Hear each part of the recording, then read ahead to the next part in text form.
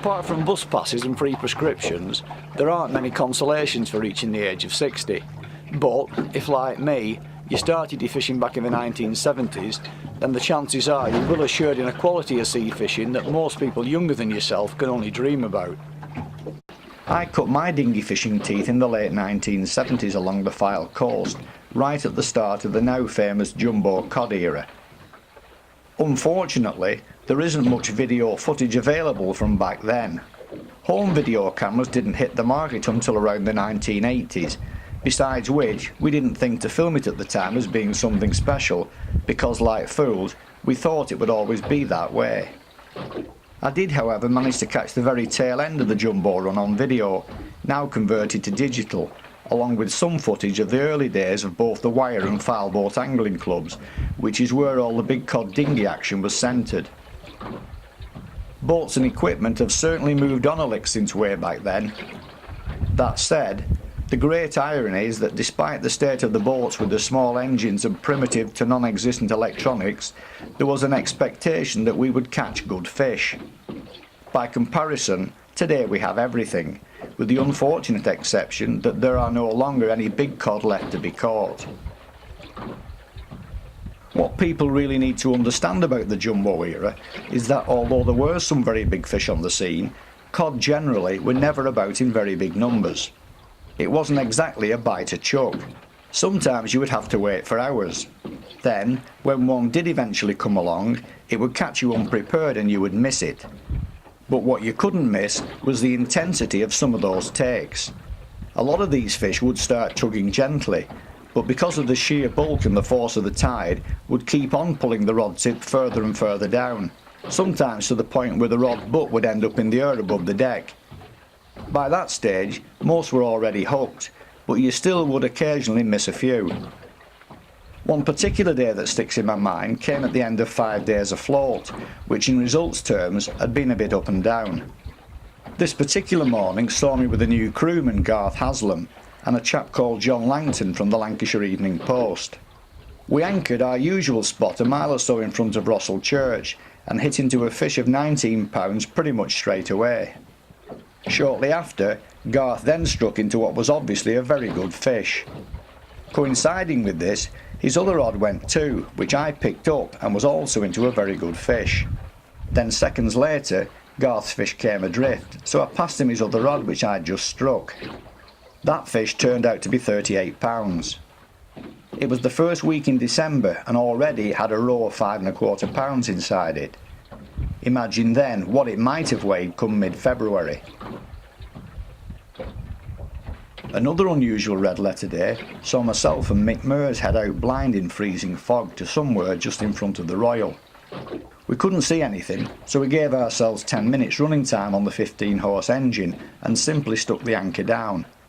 We finished up with 12 cod that day, every one of them in double figures. A couple of weeks later, as we were heading in past Fleetwood charter boat Lender Hander, a skipper, Des White, shouted us over to see what we'd done. I shouted back that my boat partner, Steve Lill, had taken a 30½ pounder, so he waved us closer to show his anglers. A couple of days later, I had a call from Des asking if we could take him out to compare his tactics to ours. Next set of big ties we had him out, and the tactics were identical, and that day Steve boated a 30¼ pounder. That was 2 30s in consecutive trips. The question I suspect on many anglers' minds is, could fishing of that calibre ever come around again? In my own opinion, with the state of fish stocks and the precious governments continue to put them under, probably not. But, as the saying goes, never say never, on top of which some people see the big and small fish years as part of a natural cycle that could well bring the Jumbo Cod back to the Fylde Coast. The biggest ever northwest cod was a 42 pounder, caught aboard the boat of veteran Fylde Coast angler Frank B.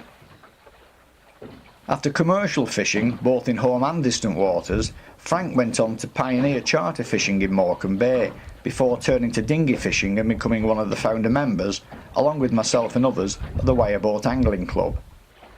Well into his 80s now, Frank still boat fishes and still holds strong views and opinions on fishing and fish stocks in the northwest.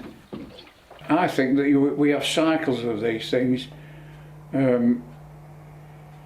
Take the big cod for instance, like in the early 80s, late 70s, we was getting cod like over 30 pound.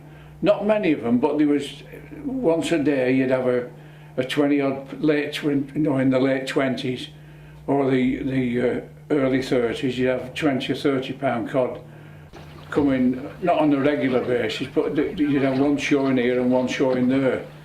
And all of a sudden we had a year where we didn't get any, we've had a few years actually, where we didn't get any big cod into the late teens.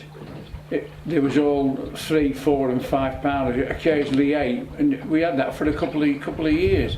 Then there was a year that they started to get a couple of 20s popped up. And I feel sure even now that the big ones will come back at some time or other. Before the war at Fleetwood, we had 120 ships coming and going 2 tides a day. And the dock was always full of ships. And a lot of them used to fish the bay, what we call bay fishing. Morecambe Bay and into the Irish Sea. All those ships have gone. We haven't got any ships now, and we've only got about three big ones, like 50, 60 footers, and the rest are all from 20 to 30 foot. And they only go tided, like we call tiding, with the 12-hour tide, go out on the ebb and come back on the flood. And they're not catching the fish. They still get a living. They must get a living, otherwise they won't do it. But they're not getting when you're talking about the big cod. We only used to catch the big cod off Russell's side, from Kingscoy down to the Gin, and that's the rough ground. All that ground is all, for a distance of 2.5 miles, is all rough ground. Pressure not coming from elsewhere though, from further afield. Pressure in as much as it's not allowing fish to grow through to these large sizes, it's cropping them off all the time. I don't think so. Not really, no, because I mean the Irish Sea is a big area. And when you look at it from the North Channel down to St George's Channel, you're talking about what, perhaps 180, 200 miles in distance. No, I don't think it's overfishing, because we haven't got the ships. Even the Scotchmen, their ships have all been decommissioned. I mean, you try and work out from Fleetwood, go north and then go south, the number of fishing ports where there is commercial fishing done. Even Whitehaven is not like it used to be. I mean, I can remember Whitehaven when the 20 or 30 sea netters working. Well, they're not there now. They might have 1 or 2, but they're not like they used to have. And it's the same going south. There's nowhere. What fishing port have you got between here and you've got Milford Haven, and that's about the only one south of Fleetwood. So hopefully it is a cycle of these things may well come back. Exactly, I think they will do. I've always said this, that we get good years of cod, and we've had our good years. Mind you, I must confess, on the first good years in the early 80s, late 70s, they was good. I mean, nearly every boat had into the teens of pounds of fish, in size I'm talking about, and the odd 20 here and there, but there was a break of about 6 or 7 years, and then there was a spell of 1 or 2 boats did get the odd 20, 18s and 20s, but there wasn't many of them. But recently we've only had the small ones, like 3, 4, 5, 6 pounders, the occasional 7 or 8, but it was occasionally.